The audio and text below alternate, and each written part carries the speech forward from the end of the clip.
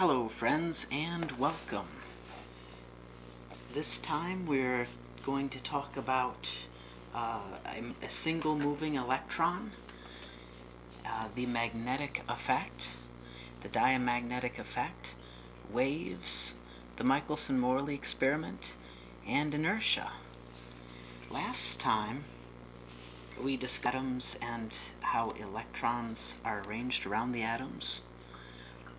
We talked about electric fields, what they really were, and gravity, strong and weak nuclear force, and the ability that we should have to be able to create superluminous waves. As last time, so this time I'm going to discuss things that are not known in textbooks, that are not known in colleges, and I'm putting it out here for you to understand. So let's start with a single electron and see what happens when a moving electron affects what's around it. Because remember last time how we talked about how not even empty space is empty. It's actually full of matter or substance, whatever you want to call it. It's just stuff. So you have a single electron, and there, label them E. Of course, as explained before, electrons do not have any charge of their own. It's actually an effect of the pressure of the entire matter universe. But here we have an electron. Say it's traveling down a wire.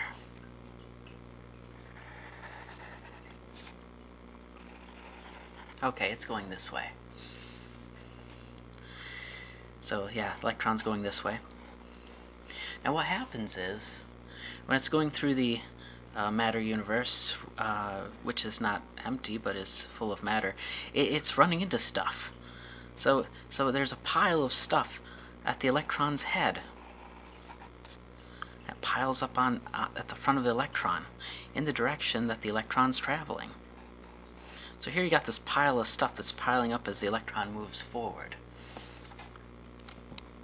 Now, that's not the only thing that's happening though. We also have, since the electron left, it left a hole back here where it was.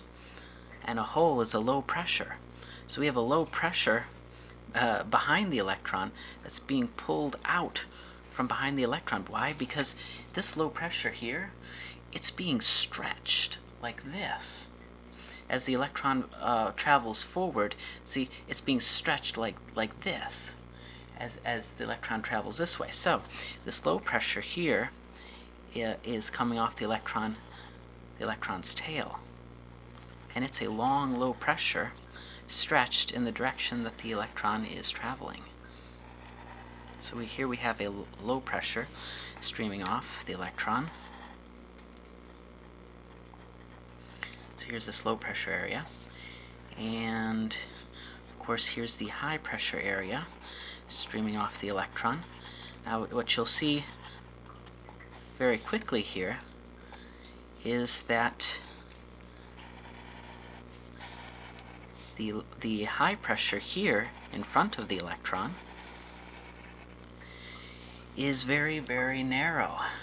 This is very narrow compared to the long length that's streaming behind the electron.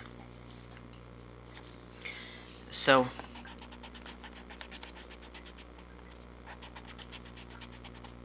and it's directly proportionate, because what the high pressure here lacks in length, it makes up for in strength. So here we have a very strong, very dense amount of high pressure here.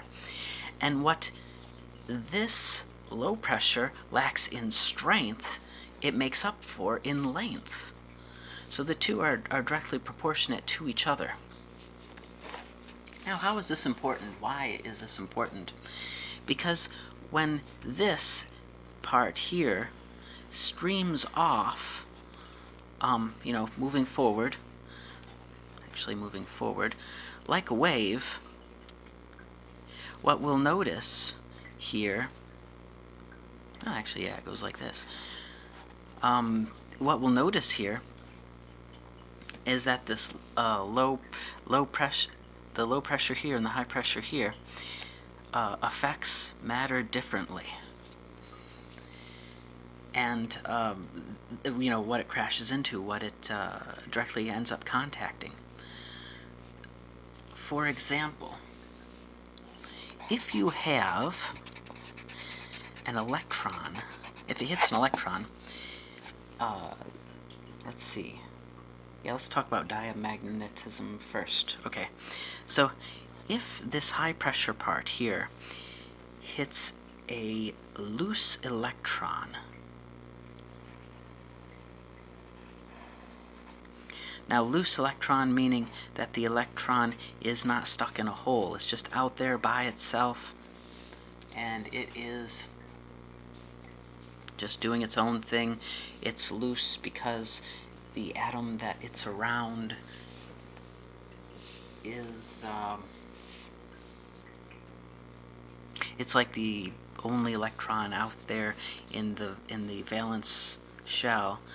Like, for example, in silver there's only one electron way out there. In gold, in copper there's only one electron way out there. You know, like you have like a nucleus or something like that, or way, you know, far away from this electron, and then there's a bunch of other electrons underneath. But this guy, he's all by himself, pretty much, just in the outermost shell of a distant nucleus. So it's very loose, and because he's in the most outer shell of a very distant nucleus, he's got a lot of matter, little matter around him.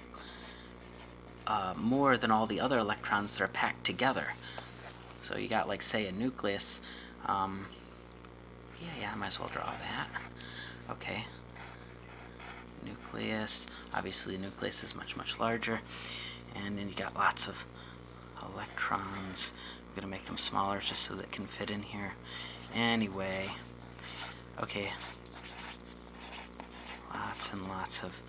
Obviously, it doesn't look quite like this. I showed how the arrangement looked in the prior video, but this is not what the arrangement looks like. This is just a quick little, silly little thing. Anyway,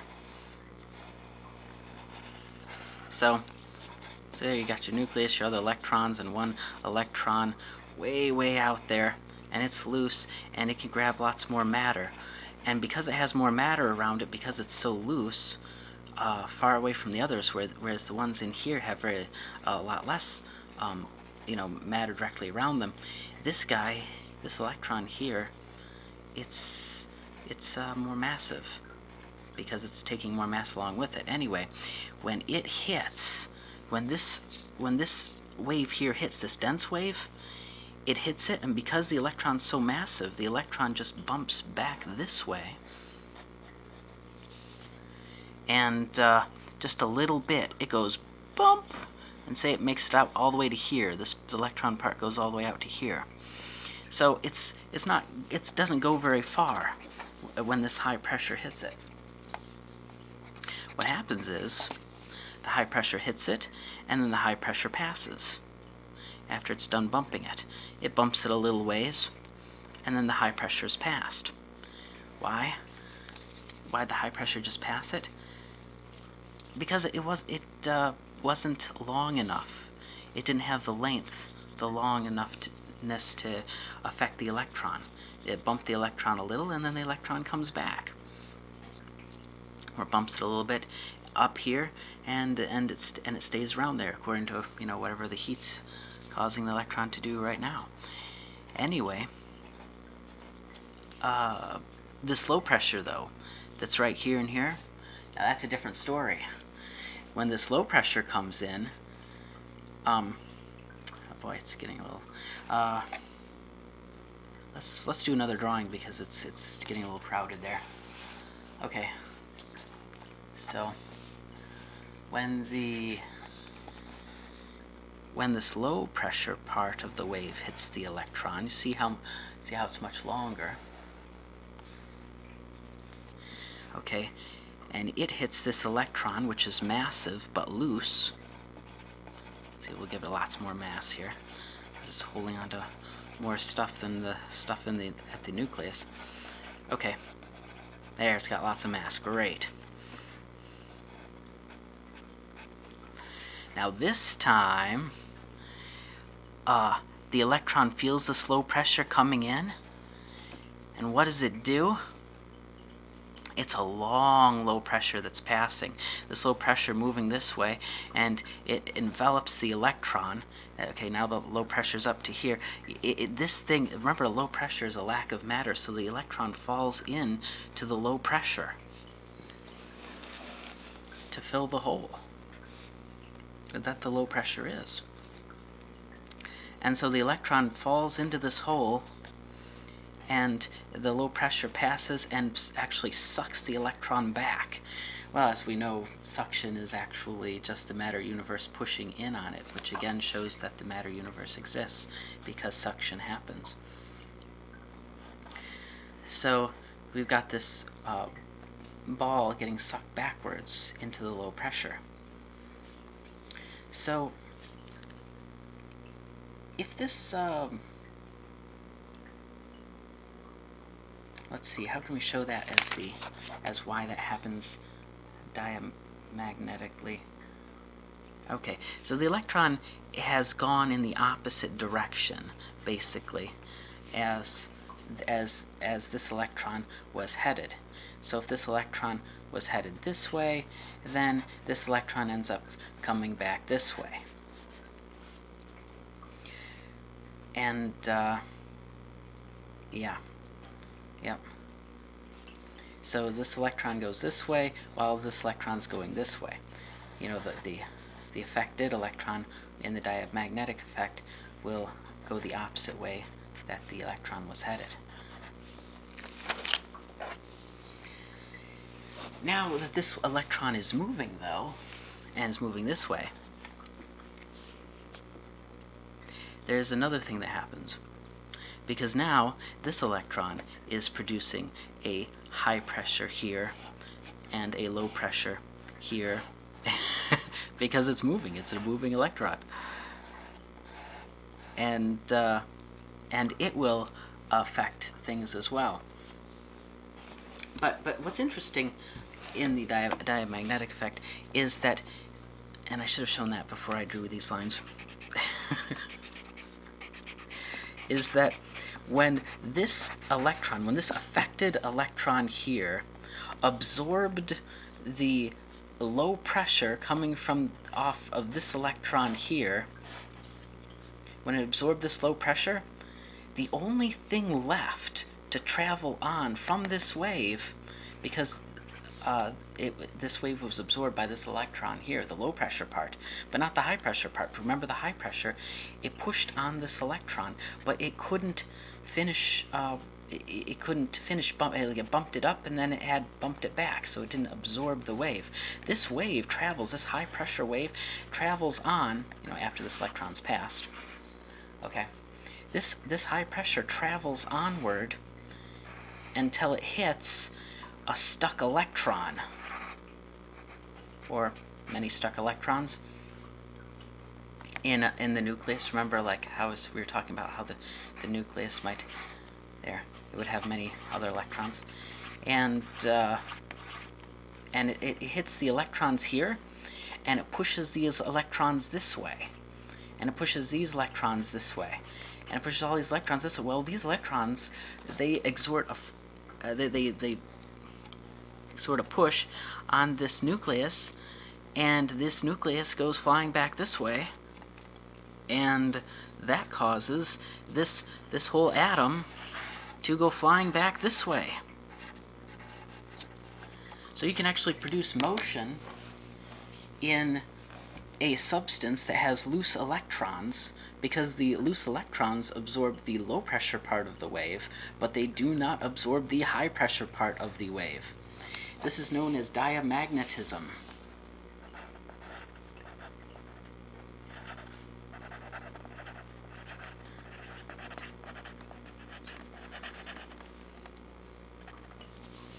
Why?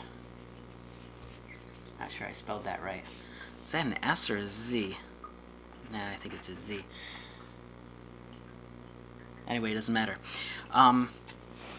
The point is that you can produce, you can knock over, for example, if you had a powerful electromagnet with a bunch of electrons traveling in a coil of wire, you could have a lot of electrons, and of course the magnetic, the electromagnetic wave from that electromagnet, once it hit a bunch of loose electrons, say in like a silver dollar, you can knock that silver dollar or that copper piece or whatever is conductive piece, a very conductive piece of metal, away from a magnet. Like say here's the magnet, and say here's your silver dollar. You turn on that electromagnet and poof, the silver dollar falls over. Why? Because that high pressure part of the wave here was not absorbed by the loose electrons, but the low pressure part was. This is why some materials are diamagnetic while others are not. Because if you absorb the low pressure part of the wave, you only have the high pressure part of the wave left, and that knocks stuff over. That could like knock or repels rather, yeah. But here we've just explained what the low pressure part of the wave is good for. It sucks in the electrons, and the high pressure part pushes on the rest of the material. But then why are some things magnetic? Why are things sucked into a magnet instead of just being diamagnet and blown away from the magnet? Well, that would require a different situation for the electron, the affected electron. Here the electron was loose and massive. But what if you had an electron that was stuck and less massive? The opposite scenario that we had here. Okay, so let's just draw it down here. Say we had an electron that was stuck in a hole. So let's see. Let's put an Let's put an electron. First we'll draw the hole it's stuck in. Okay, I'm going to exaggerate things again, of course. Okay. As you can see the distance in the hole here. Obviously there's no distance if it's in a hole, but okay, there. Now you can see here's an electron stuck in a hole.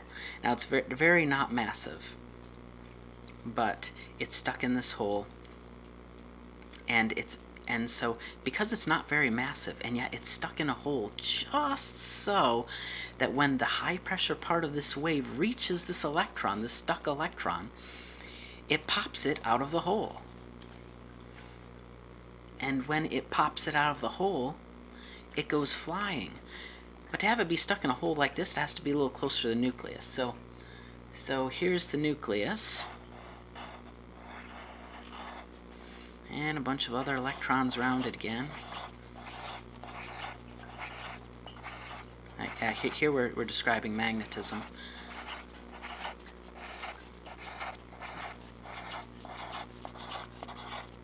Okay.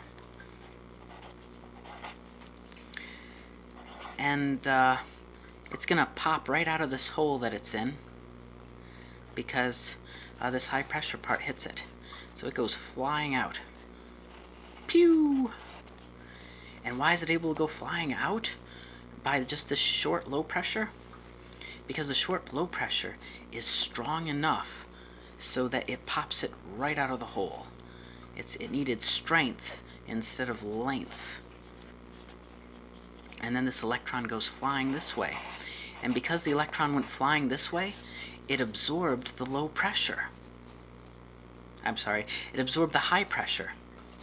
Have I been saying low pressure this whole time? I hope I said high pressure. This is a high pressure. Okay, so the high pressure part of the wave hits it, and anyways, it goes flying that way. When it went flying that way, it absorbed the high pressure part of the wave here. Now, the low pressure is not satisfied though.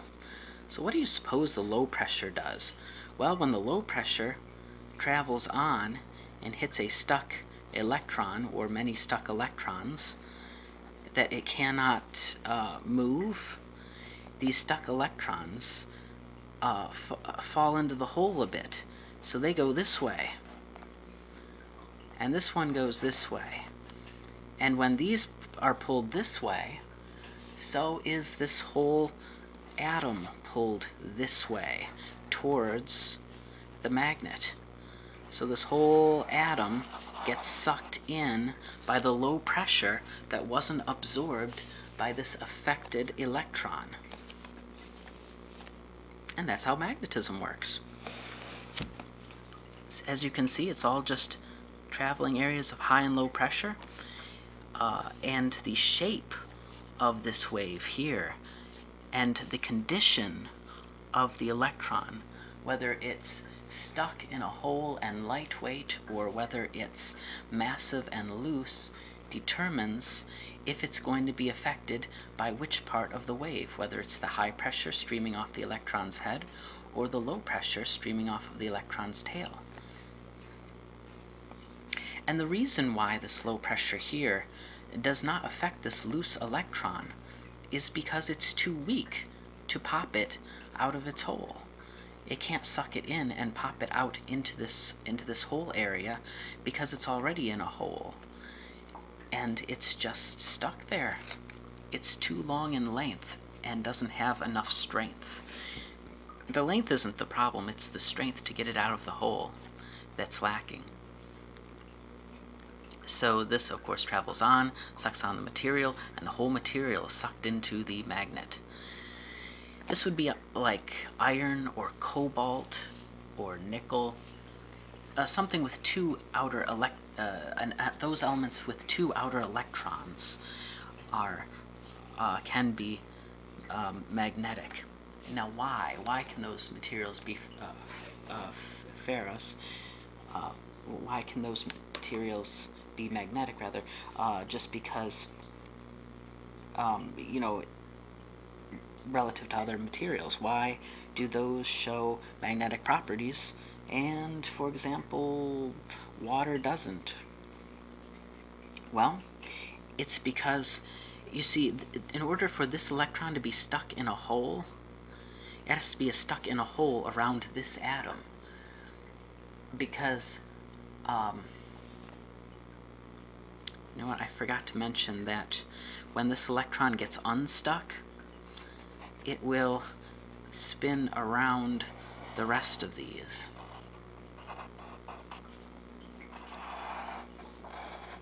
Wing! And that's how you make an electron orbit. Otherwise, the electrons do not orbit. They are stuck. They're stuck in the bonding process between atoms, or they're stuck so close to the nucleus that they're all kind of locked in. Now, the only way to get them to orbit or to run around or to bump each other is either by heat or by knocking them in some other fashion. Otherwise, they're just like crystals. They're just stuck there. Why? Because electrons are nothing special. They're just dirt, and so are the nucleus, just dirt. And of course, I'm not going to rediscuss electric attraction and why that occurs as a function of these just dirt, as I did in the previous video. But yeah, these are just, they're just dirt. So this piece of dirt, it goes flying around. This little rock goes flying around, and so it becomes like a magnet. Why? Because this is now moving. It's moving now. But why is this free to move around the nucleus and these others aren't? Well, because these are too close, so they're packed in. But why, if say you have another atom over here, with a nucleus here, and of course the stuff around it, why isn't it going to be like crashing into the stuff that's out here? Because these are actually in iron, cobalt, and nickel. These atoms are hung away from each other with a clear path for this guy to go around the others. And why does this clear path, well, mostly clear path, exist? For even permanent magnets eventually run down. The reason is because of octahedral shaped bonding. Because there's not just one electron in the outermost shell of iron, and other things that, other elements that, like cobalt and nickel. There needs to be 2 electrons, and the reason is because one electron has to do with the bonding between atoms. It's shared between atoms, while the other one's free underneath that bonding to go whipping around the nucleus. Let me show it in a, let's see.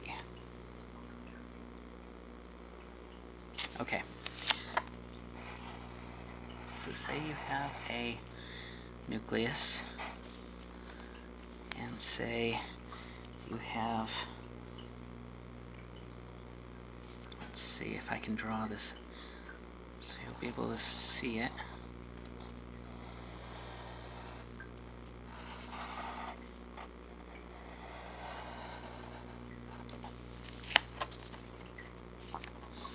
Okay.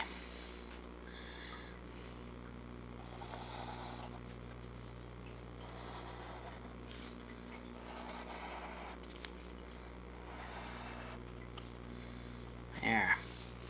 Now, this shape here, I'm not sure if you can tell what it is, but that's an octahedron. There's the nucleus in the middle, electrons around the outside, they're unseen. Here's an octahedron. Let's see if I can, there. Now you can see this is the shape of an octahedron. It's, this is actually a amethyst, I believe, where someone went around and cleaved the edges and made a octahedron shape. But anyway, that's the shape of an octahedron. It's kind of like the opposite of a square, where all the corners are flats, sides, and all the flat sides are corners. Kind of like the opposite of a square. Anyway, iron, cobalt, nickel, they're all able to make this shape in crystal form for their atoms. It's noteworthy that it requires only 1 electron to make this shape, bonding between atoms.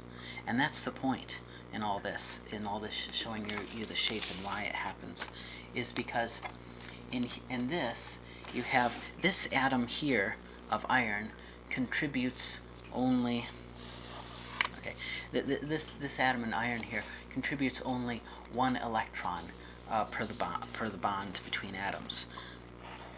So say this is 1 electron here, and the other atom on this side contributes this bonding atom. The other atom on the front side contributes that. One in the back side contributes here. One down here contributes this one, and one down here contributes the electron here. So let's just draw that. Let's see.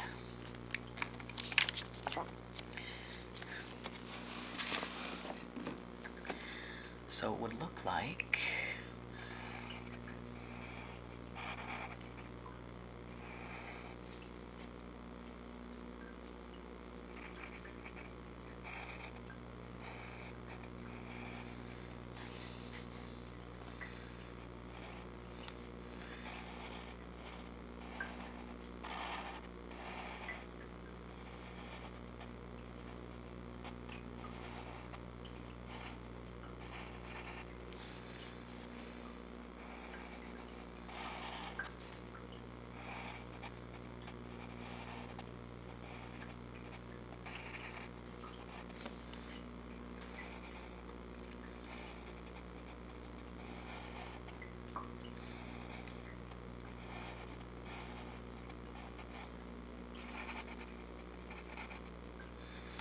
and now we can see that one would fit in here just like this, and we can see the bondings. See here, this atom's only contributing 1 electron here.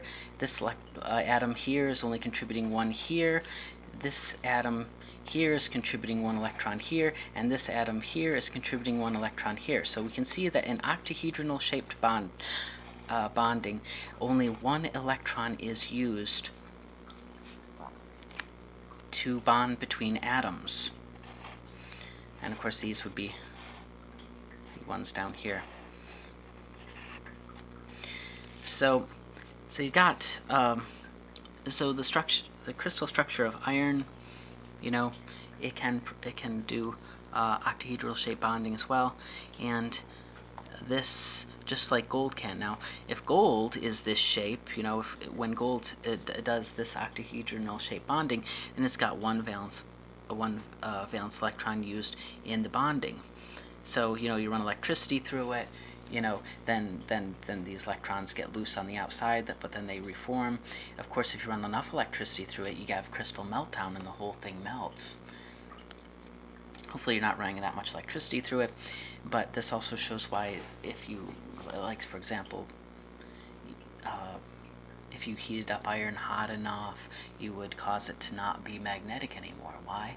Because you will have disrupted the bondings of these two electrons. You have to create a shell for all this to happen inside.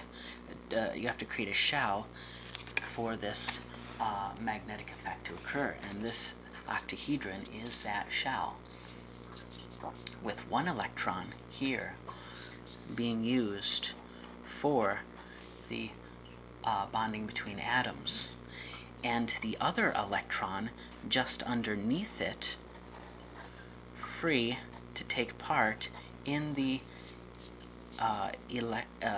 magnetic effect, where it can then whip around the nucleus underneath this shell. Why? Because this electron's not being used, as we can see by the crystal structure. And it's pretty free because it's pretty dense, but and because it's close enough to the nucleus, it's got a very little amount of stuff around it to keep it from, you know, crashing into stuff. So it's a not very massive electron, and the mass that it would be holding on to that would allow it to crash into stuff is lacking, and underneath the shell it would be lacking. So the electron is able to whip around the nucleus because of this bonding that iron, cobalt, and nickel have. Now, this is against the theory of magnetism that they teach in the textbooks today. In the textbooks today, they'll tell you that magnetism has to do, like magnetic materials like iron, would have to do with the electrons all spinning, like all of the electrons in the material spinning in the same ways to create sections where that dipoles, I believe they call them, and those magnetic domains is what they call them. And they believe that all of the electrons, in the textbooks, they believe that all of the electrons spin, and that's what causes the magnetic effect. But I'm saying that only one electron per atom orbits, and thus causes the magnetic effect. Oh, most certainly the electron is also spinning as it's going around here, just as the Earth spins as it orbits the sun. But and as a result of its orbiting is the spin. But that's not the point.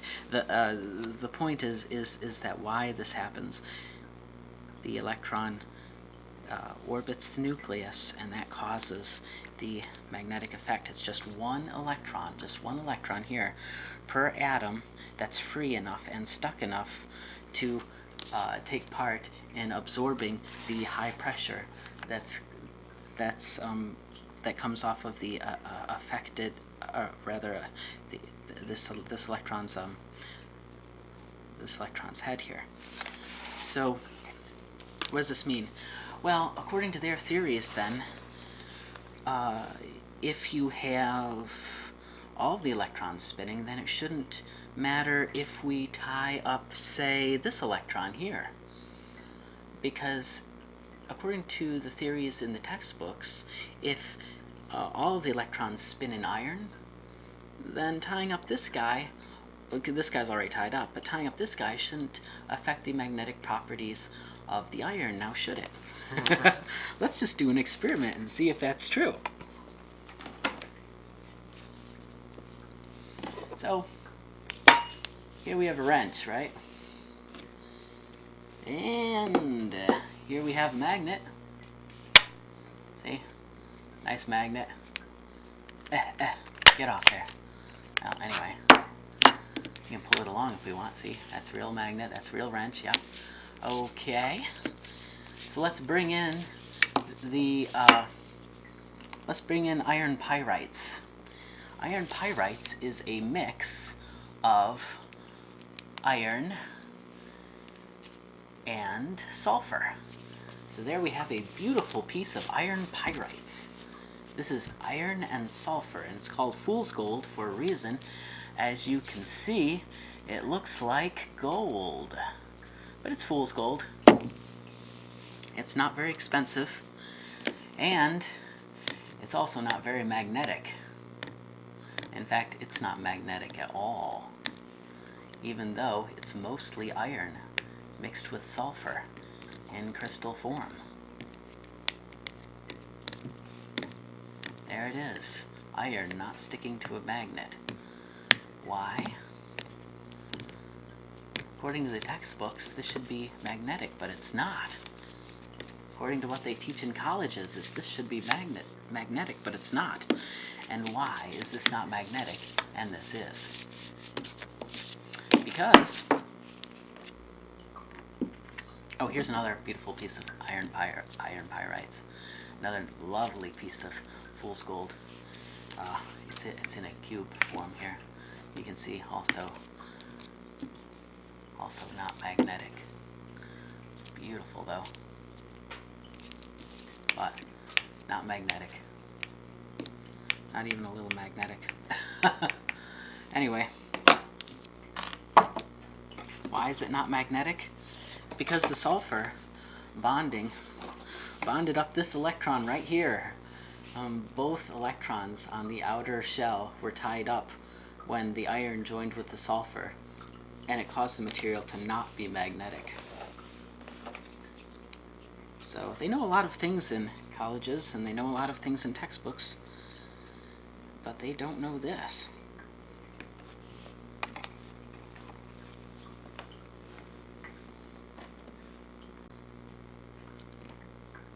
So we've been looking at just one, what happens with one electron traveling down a wire. But what if you had a bunch of wires and a lot of electrons all in a coil? So let's see that. So say you have a lot of electrons. Here you have a coil.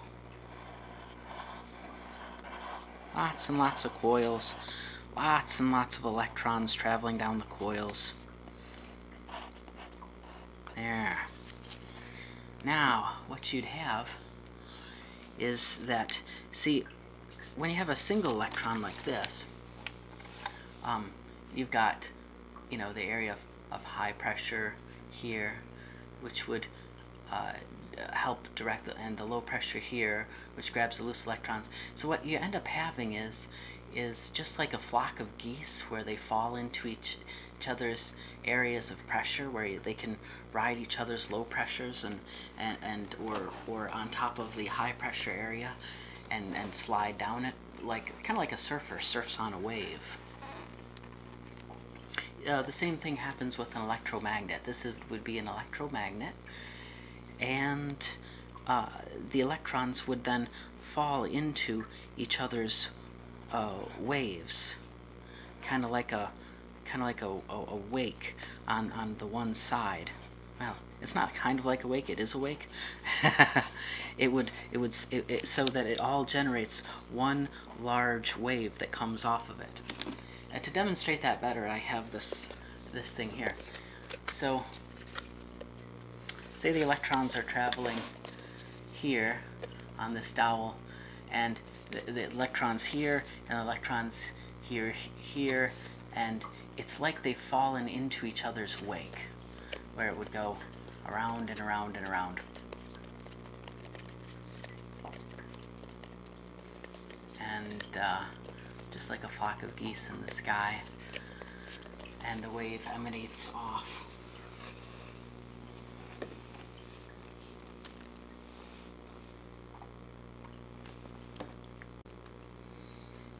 So the electrons will strengthen by push and by unification the wave.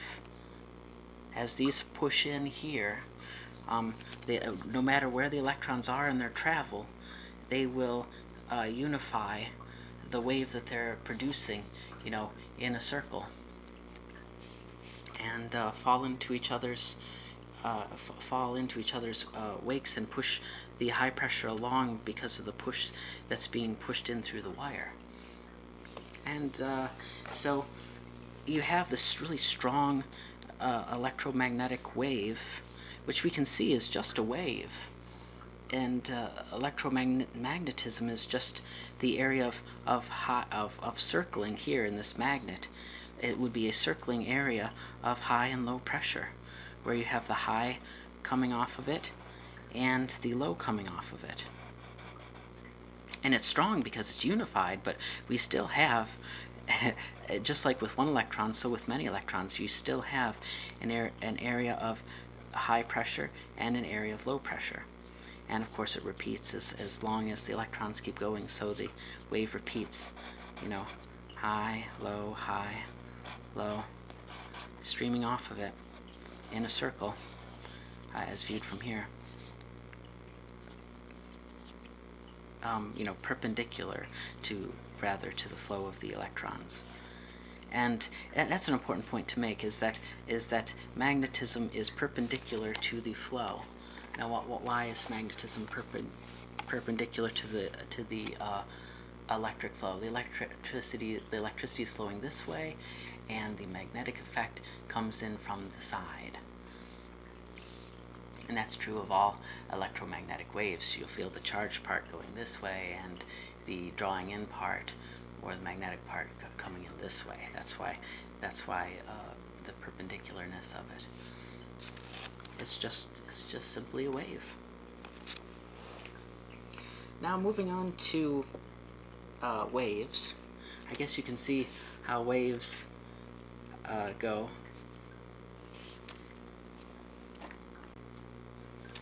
So, waves.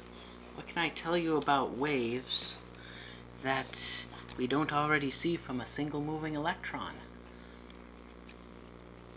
Well, we see that, the area of high pressure here, squashed because of the direction of the electrons' travel. The area of low pressure stretched out because of the direction of the electrons' travel. And we know how the two are equal, not in length and not in strength, but that they're proportionate, so that what the one lacks in length, the other one makes up for in strength and so forth. But there is something else I can show you.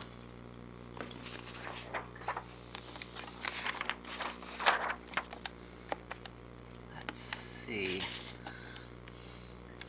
Because if you're playing a game of dominoes and you have like a domino here and another domino here,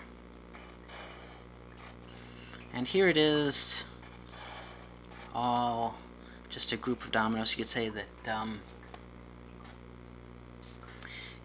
this is the ground here, and you knock over this domino here, and the dominoes begin to fall. Well, you could consider every domino an area of high pressure because it has dense matter in it, and every area where the domino isn't a low pressure.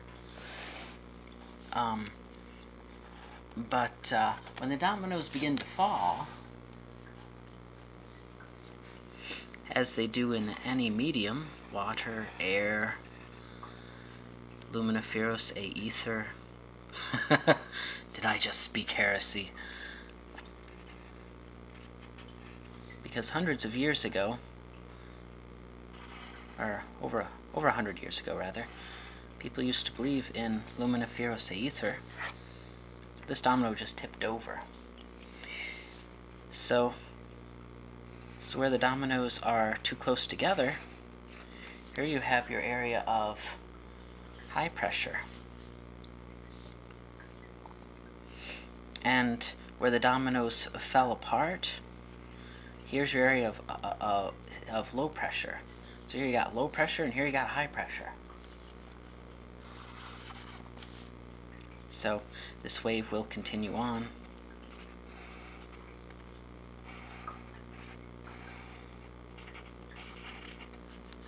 Unlike dominoes, of course, these things will spring back. If it's in air, if it's in water, if it's in luminiferous aether, this will spring back. So here you have your low pressure compared to the next domino over here. So this would be the area of low pressure if this guy fell over. Like that. So it's all just a big game of dominoes. Here you got all this area with no domino. That's a low pressure.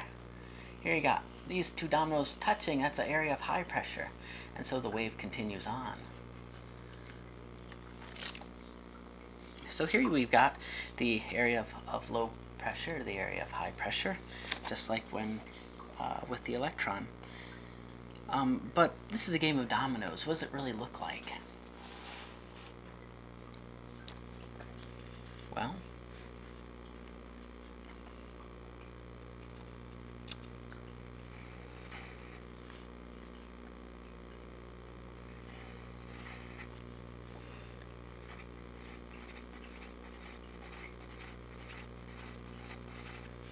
it looks more like this.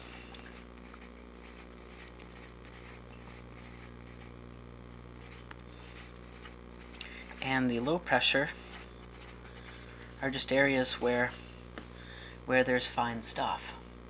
Of course, this fine stuff is everywhere. And the areas of high pressure are where there's, this would be the area of high pressure, big stuff.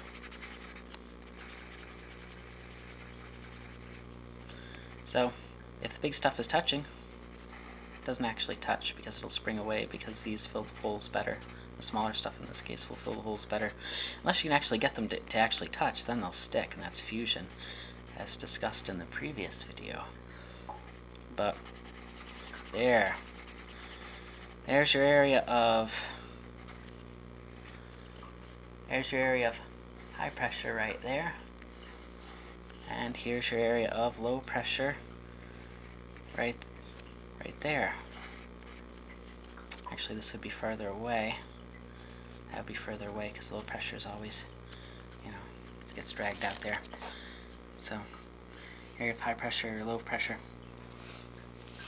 And that's what it looks like. Where the finer stuff rushes in to fill the holes, that's the area of low pressure. Where the the fine stuff rushes out and the larger stuff is together, that's the area of high pressure. These are not electrons in this case. These are the stuff that is around the electrons. So these big balls would be around the electrons. So here you'd have like an electron down here, and here you'd have one of these big balls around it. And the finer balls around them are the stuff that would be around, this stuff here. So that's areas of high and low pressure, just, simply put. Nothing magical or too exciting about it. Just it's all just dust, whether you're talking electrons or the stuff that's around the electrons, or the stuff that's around the electrons. Just pressure. And I think that's about all I can tell you about waves without going into various other things. There was a MichelsonMorley experiment which tried to detect this aether, this stuff here, and this stuff here, actually all this stuff, because they figured, like I figured, like many people have figured, you cannot have pressure and a lack of pressure without having stuff. And of course this is the case. I mean, how can you have pressure without having stuff? Because the stuff is what causes the pressure. As we can see, more dense stuff together is pressure. And you can't have the lack of pressure without having more holes. And so the holes between the finer stuff here would be the lack of pressure. So whether you're talking about holes or piles, that means that you have a medium through which the wave travels. And of course you have to have a medium for a wave to travel. You have to have what they used to call over 100 years ago an aether. Or, yeah, luminiferous aether is what they called it. But, boy, I'm just not sure about their theories back then, because it seemed like to me that they weren't... It was almost like they knew light had to have a medium through which it traveled, but they didn't get that there was actually stuff. There was actually matter that actually had to be real stuff. Maybe I'm sure some of them understood that. I don't know. Actually, I don't know. Don't know what they were thinking, but they abandoned that theory, the theory of luminiferous aether, because, in large part, because of the Michelson-Morley experiment.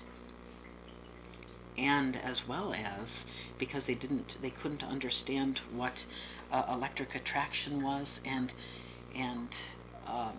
electric repulsion was, and they couldn't understand how a magnet worked, relative to the aether. Like, if the aether existed, then how did a magnet work? If the aether existed, then how did electric attraction happen?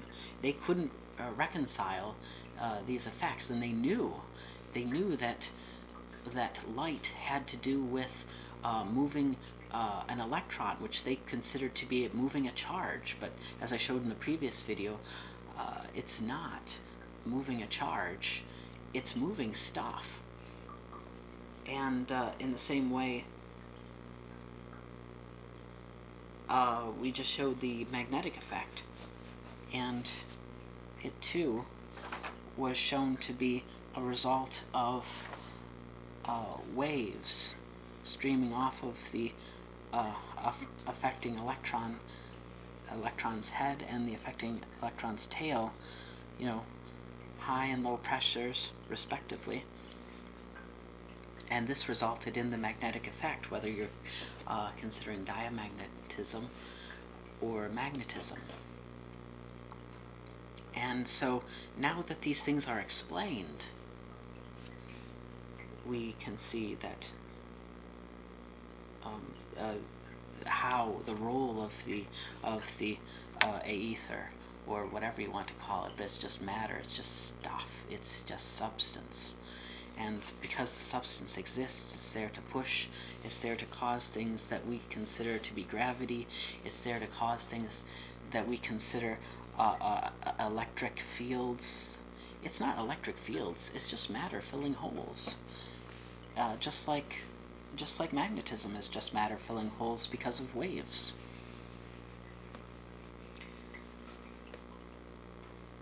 So let's take a look at the Michelson-Morley experiment, since we've already gone over electric effect and magnetic effect. The other reason why they didn't believe, or began rather to not believe, in the luminiferous aether was because of the Michelson-Morley experiment. Now, the premise behind the Michelson-Morley experiment was that if you have a river, say the river runs this way,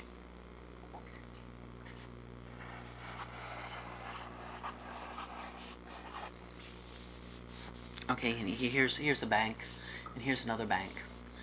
So the river is running, this way.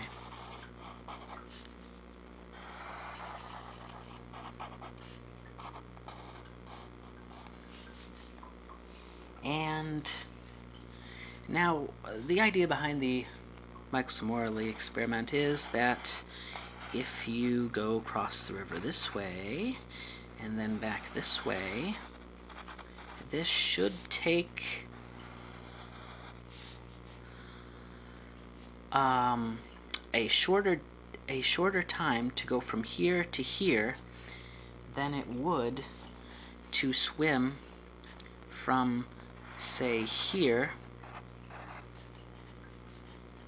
and back again to here. Even though, say, this line is the same distance as this line, and all these lines are the same. Now, why would it take a longer time to travel to here and then back to here than it would from here back to here, since these distances are supposedly the same? And the reason is because here you're going across the river this way and coming back, same distance, same time. The flow of the water is not affecting the time of which you're going this way and this way. But the flow of the river will affect the time you travel this way and this way. And what the flow of the river will do is that if you are the swimmer and you're swimming this way down the river here, and you get to here, that because the current is with you, you'll only be swimming downriver for a short time. But then, when you start swimming back, you're swimming back at a much longer time. In fact, you're going to keep swimming and swimming and swimming and swimming, and so swimming back will be much longer than swimming down. And so this will actually end up taking more time. This combined with this will actually end up taking more time than this combined to this. And so that's what they did. They set up mirrors, they had mirrors so that the light would go this way and then this way, and then a mirror here so the light would go this way and then this way.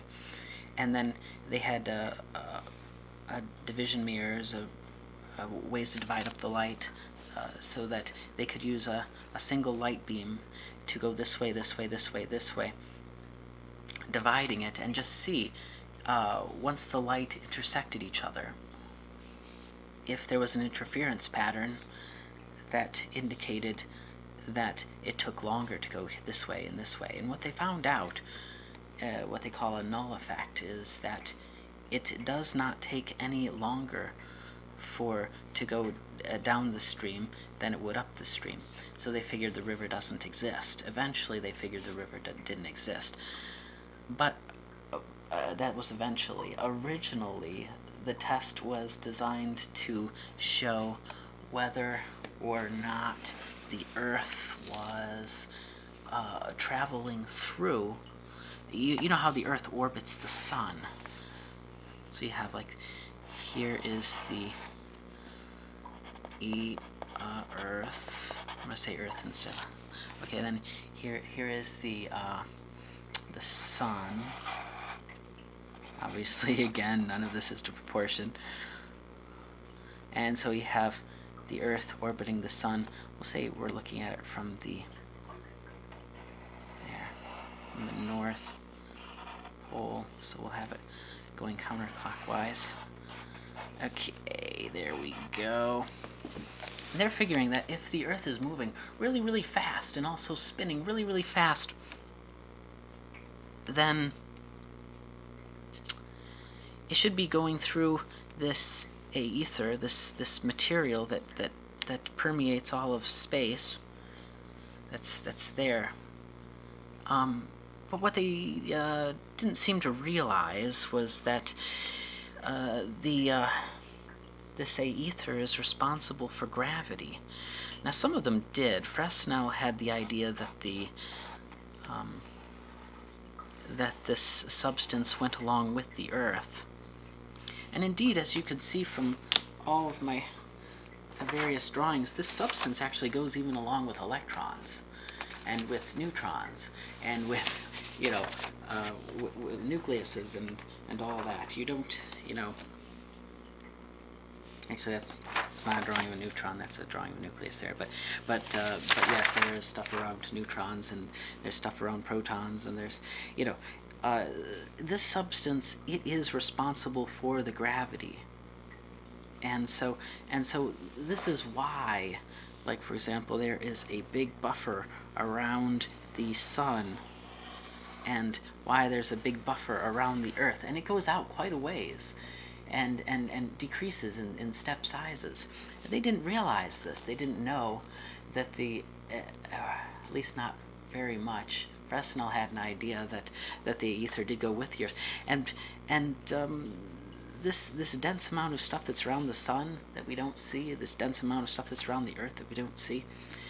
That's why when the Earth goes around the sun this way, and these buffers, this buffer that's around the sun colliding into the Earth a bit, but this stuff also colliding out this way, this causes the center of the Earth to heat up, which is why the core of the Earth is hot.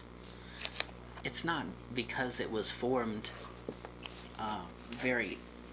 it was not because of when the Earth was created that the core of the Earth is hot. No, it's because of this buffering, this bumping up that this stuff has. Shows that this stuff goes with the Earth, and shows that this stuff also goes with the sun. And it's also responsible for the spin of the Earth. The Earth spins counterclockwise as viewed from the North Pole. And it orbits counterclockwise as viewed from the North Pole. And these are not coincidences, but rather and all the other planets do the same, except for the ones that are very, very far out, or very, very close. They're caught up in the sun's, like Mercury, that's caught up in the sun's stuff so much that it won't spin, it won't orbit. I mean, it orbits, it won't spin, because it's going along with the sun that also spins. So these things, the directions of the planets, and why all the planets go this way, and why they all spin this way, except for like Pluto that's so far out it's mostly free from all this. Not coincidences. How could they be? There's so many of them, and they're all doing the same thing.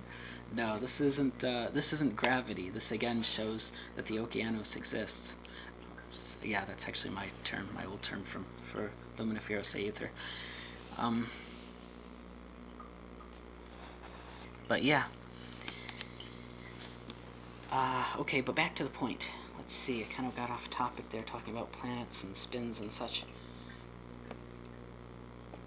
Michelson-Morley experiment, that's what we were talking about. Yes, this guy over here.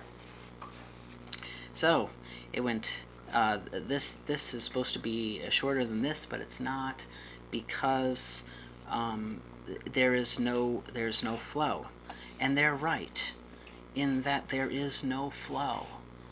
There is no flow. The Okeanos does not pass by the Earth as the Earth is traveling, but rather the Okeanos goes with the Earth as it travels. There again, I'm using the word Okeanos instead of luminiferous aether. I could just say aether. Well, anyway. Okay, so the aether is traveling with the Earth, and that is why when you're on Earth, especially in a basement, in the lab, which is where they did the Michelson-Morley experiment, was in the basement of a lab, you're going to see a lot of stuff around the Earth not moving at all in relation to the Earth, because the Earth is so massive. And of course, this stuff is responsible for gravity. And so you should see a null effect in the Michelson-Morley experiment. You should see no aether drift, and that is precisely what they detected.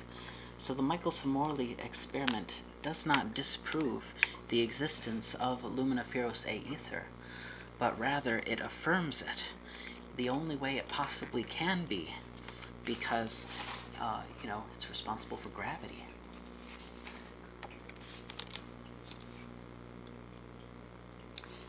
But if someone doubted the existence of luminiferous ether, or this stuff or this substance that is everywhere in space. This just happens to be really fine dust. Well, you can show that in another way, simply by moving your hand. If you're whipping your hand really fast, like say you did it all at arm's length, and you had like this little guy, and he's all excited and all. He's gonna whip his arm. Let's see if I draw a little guy here. Maybe top view.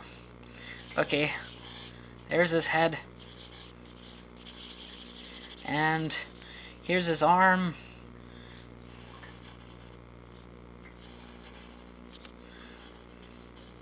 And he's going to feel in his fingers all that blood flow. 1, 2, 3, 4, 5. That's enough fingers. And he's whipping it around like this. Woo! And what he's going to feel is all of this blood rushing out from his body this way. Now, why is he feeling that? Why does inertia happen? They say it's a law. But all this blood's he's gonna feel this in his fingers. You can do this experiment in your own home too. Just, whip your body around. This is the top view. Whip your body around. You can feel the blood rush into your fingers. You can actually feel this luminiferous ether right moving your blood to your fingers as you whip it around in a circle. Why?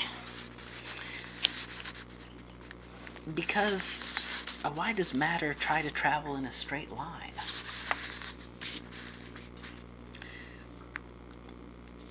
Because a flow is started up.